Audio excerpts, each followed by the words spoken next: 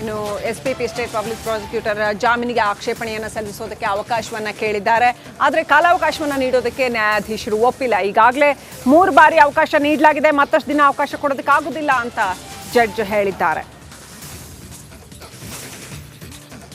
ರೇವಣ್ಣ ಏನು ಜಾಮೀನು ಅರ್ಜಿಯನ್ನು ಸಲ್ಲಿಸಿದ್ದಾರೆ, ಅದಕ್ಕೆ ಆಕ್ಷೇಪಣೆ ಸಲ್ಲಿಸೋದಕ್ಕೆ ಮತ್ತೆ ಎಸ್ಪಿಪಿ ಕಾಲಾವಕಾಶ ಕೇಳಿದ್ದಾರೆ. ಅದಕ್ಕೆ ನ್ಯಾಯಾಧೀಶರು ಕಾಲಾವಕಾಶ ಕೊಡೋದಕ್ಕೆ ಒಪ್ಪಿಲ್ಲ. 3 ಸಾರಿ ಈಗಾಗಲೇ ಕೊಟ್ಟಿದ್ದೀವಿ ಅಂತ ಹೇಳ್ತಾ ಇದ್ದಾರೆ, ಮತ್ತೆ ಕೊಡೋಕ್ಕಾಗಲ್ಲ ಜಡ್ಜ್ ಹೇಳಿರ್ತಕ್ಕಂಥದ್ದು.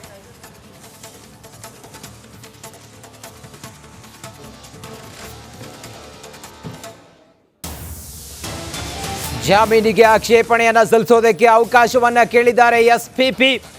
ಆದರೆ ಕಾಲಾವಕಾಶ ನೀಡಲು ನ್ಯಾಯಾಧೀಶರು ಒಪ್ಪಲಿಲ್ಲ.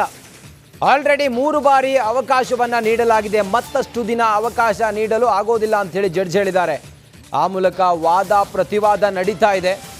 ಸದ್ಯಕ್ಕಂತೂ ಜಾಮೀನು ಪಡ್ಕೊಳ್ಳೇಬೇಕು ಅಂಥೇಳಿ ರೇವಣ್ಣ ಪರವಾದ ವಕೀಲರು ವಾದವನ್ನು ಮಂಡಿಸ್ತಾ ಇದ್ರೆ, ಜಾಮೀನಿಗೆ ಆಕ್ಷೇಪಣೆಯನ್ನು ಸಲ್ಲಿಸೋದಕ್ಕೆ ಅವಕಾಶ ಕೊಡಿ ಅಂಥೇಳಿ ಎಸ್ಪಿಪಿ ಕೇಳಿದ್ದಾರೆ. ಆದರೆ ಅವಕಾಶವನ್ನು ನೀಡೋದಕ್ಕೆ ನ್ಯಾಯಾಧೀಶರು ಮಾತ್ರ ಒಪ್ಪಲಿಲ್ಲ. ಆಲ್ರೆಡಿ 3 ಬಾರಿ ಅವಕಾಶ ನೀಡಲಾಗಿದೆ, ಮತ್ತಷ್ಟು ದಿನ ಅವಕಾಶ ಕೊಡೋದು ಆಗೋದಿಲ್ಲ ಅಂಥೇಳಿ ಜಡ್ಜ್ ಹೇಳಿದ್ದಾರೆ.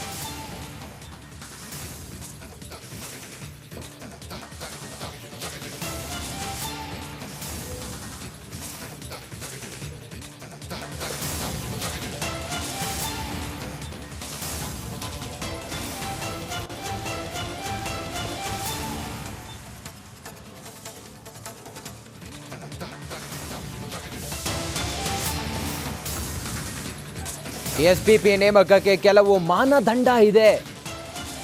ಸರ್ಕಾರ ಹೊಸ ಎಸ್ಪಿಪಿ ತಂಡವನ್ನ ನೇಮಿಸಿದೆ. ನಡಿ ಈಗ ಶುರು ಮಾಡೋಣ. ಕೇಸರಿಯಿಂದ ಮನೋಲ್ಲಾಸ ಮನಸ್ಸು ಮತ್ತೇರಿ ಕುಣಿದಾಡಿದೆ ನೋಡು, ಮನಸ್ಸು ಮತ್ತೇರಿ ಕುಣಿದಾಡಿದೆ ನೋಡು. ಕ್ಷಣ ಕ್ಷಣವೂ ಆಚರಿಸಿ ಕೇಸರಿ ಹಬ್ಬ. ವಿಮಲ್ ಬಾಯಲ್ಲಿ ಹೇಳಿ ಕೇಸರಿ. ಎಸ್ಪಿಪಿ ನೇಮಕದಲ್ಲಿ ಸರ್ಕಾರ ಮಾನದಂಡವನ್ನ ಅನುಸರಿಸುತ್ತಿಲ್ಲ. ಎಸ್ಪಿಪಿ ನೇಮಕಕ್ಕೆ ಕೆಲವು ಮಾನದಂಡಗಳಿದ್ದಾವೆ. ಸರ್ಕಾರ ಹೊಸ ಎಸ್ಪಿಪಿ ತಂಡವನ್ನ ನೇಮಿಸಿದೆ. ಎಸ್ಪಿಪಿ ನೇಮಕದಲ್ಲಿ ಸರ್ಕಾರ ಮಾನದಂಡವನ್ನ ಅನುಸರಿಸುತ್ತಿಲ್ಲ ಅಂಥೇಳಿ ವಾದ ಏನೀಗ ಮುಂದುವರೆದಿದೆ. HD ರೇವಣ್ಣ ಅವರ ಜಾಮೀನು ಅರ್ಜಿಯ ವಿಚಾರಣೆಯಲ್ಲಿ ವಾದ ಪ್ರತಿವಾದಗಳೇನು ನಡೀತಾ ಇದೆ.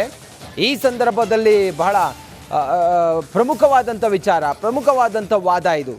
ನೋಡಿ, ಸರ್ಕಾರ ಹೊಸ ಎಸ್ಪಿಪಿ ತಂಡವನ್ನು ನೇಮಿಸಿದೆ ಆಲ್ರೆಡಿ. ಅದಕ್ಕೆ ಕೆಲವೊಂದಿಷ್ಟು ಮಾನದಂಡ ಇದೆ. ಆದರೆ ಸರ್ಕಾರ ಎಸ್ಪಿಪಿ ನೇಮಕದಲ್ಲಿ ಹೊಸ ಮಾನದಂಡವನ್ನು ಅನುಸರಿಸ್ತಾ ಇಲ್ಲ ಅನ್ನೋದನ್ನು ಇಲ್ಲಿ ವಾದ ಮಾಡ್ತಾ ಇದ್ದಾರೆ.